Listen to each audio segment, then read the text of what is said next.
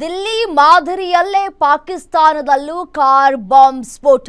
ಪಾಕಿಸ್ತಾನ ರಾಜಧಾನಿ ಇಸ್ಲಾಮಾಬಾದ್ನಲ್ಲಿ ಕಾರ್ ಸ್ಫೋಟವಾಗಿದೆ ಅನ್ನುವಂತಹ ಮಾಹಿತಿ ಸಿಗ್ತಾ ಇದೆ.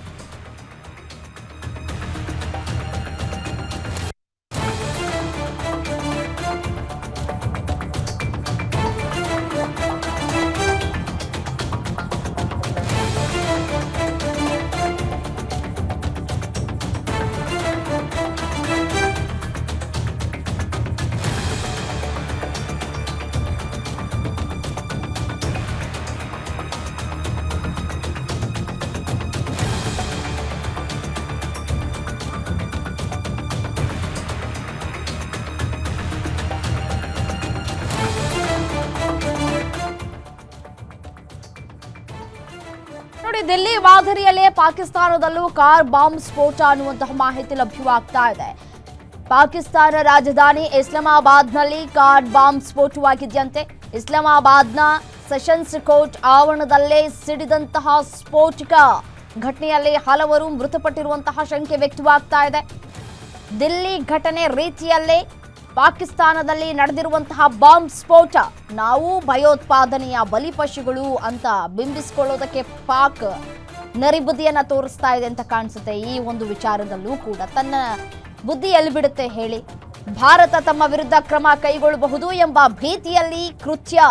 ಪಾಕ್ ಸೇನಾ ಮುಖ್ಯಸ್ಥ ಆಸಿಮ್ ಮುನೀರ್ ಮತ್ತು ಐಎಸ್ಐನಿಂದ ಹೊಸ ತಂತ್ರಗಾರಿಕೆನ ಇದು ಅನ್ನುವಂತಹ ಪ್ರಶ್ನೆ ಕಾಡ್ತಾ ಇದೆ. ಪಾಕಿಸ್ತಾನದಲ್ಲಿ ಇರುವಂತಹ ಜನ ಅದೇನು ಪಾಪ ಮಾಡಿದ್ರೋ ಏನೋ ಗೊತ್ತಿಲ್ಲ, ಇವರು ಮಾಡ್ತಾ ಇರುವಂತಹ ನರಿ ಬುದ್ಧಿ, ಕುತಂತ್ರ ಬುದ್ಧಿಗೆ ಪಾಪ ತನ್ನದಲ್ಲ ತಪ್ಪಿಗೆ ಅವರು ಸಾವನ್ನಪ್ಪಬೇಕಾಗುತ್ತಾ ಅನ್ನುವಂತಹ ಪ್ರಶ್ನೆ ಕಾಡ್ತಾ ಇದೆ.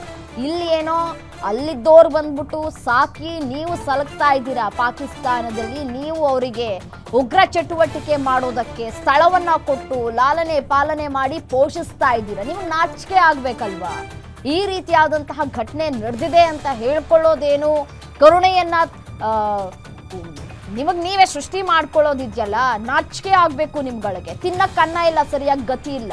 ಈ ರೀತಿಯಾದಂತಹ ಸ್ಫೋಟವನ್ನ ಮಾಡ್ಕೊಳ್ಳೋದೇನು ತಮಗ್ ತಾವೇ ತಾವು ಬಿಂಬಿಸ್ಕೊಳ್ಳೋದೇನು, ನಮ್ಮಲ್ಲೂ ಕೂಡ ಸ್ಫೋಟ ಆಗಿದೆ ಅಂತ ಹೇಳಿ ಏನ್ ಸಂದೇಶವನ್ನ ರವಾನೆ ಮಾಡ್ತಾ ಇದೆಯೋ ಪಾಕಿಸ್ತಾನ, ಆ ಭಾಗದ ಜನರು ಏನ್ ಕರ್ಮ ಮಾಡಿದ್ದಾರೋ ಗೊತ್ತಿಲ್ಲ.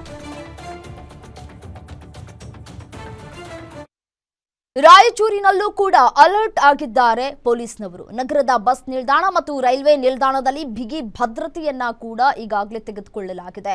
ಬಾಂಬ್ ನಿಷ್ಕ್ರಿಯ ದಳ ಹಾಗೂ ಶ್ವಾನ ದಳದಿಂದ ತಪಾಸಣೆಯನ್ನ ಕೂಡ ಮಾಡಲಾಗ್ತಾ ಇದೆ. ಪ್ರಯಾಣಿಕರ ಕಾರು ಮತ್ತು ಲಗೇಜ್ ಮತ್ತೆ ಬ್ಯಾಗ್ಗಳನ್ನ ಕೂಡ ಪರಿಶೀಲನೆಯನ್ನ ಮಾಡ್ತಾ ಇದ್ದಾರೆ. ಯಾವುದೇ ಅಹಿತಕರ ಘಟನೆಗಳು ನಡೆಯಬಾರದು ಅನ್ನುವಂತಹ ನಿಟ್ಟಿನಲ್ಲಿ ಮುಂಜಾಗ್ರತಾ ಕ್ರಮವನ್ನ ಕೂಡ ರಾಯಚೂರಿನಲ್ಲೂ ಕೂಡ ತೆಗೆದುಕೊಂಡಿದ್ದಾರೆ ಪೊಲೀಸ್ನವರು.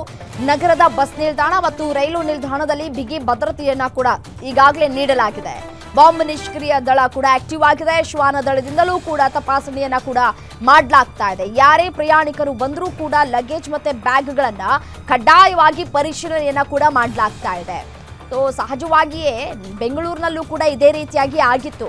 ಯಾರೋ ಒಬ್ಬ ಪ್ರಯಾಣಿಕ ವಿದೇಶಕ್ಕೆ ಹೋಗುವಂತಹ ಸಂದರ್ಭದಲ್ಲಿ ತನ್ನ ಲಗೇಜ್ ಬ್ಯಾಗ್ ಅನ್ನೇ ಬಿಟ್ಟು ಹೋಗ್ಬಿಟ್ಟಿದ್ದ, ಸೂಟ್ ಕೇಸನ್ನ.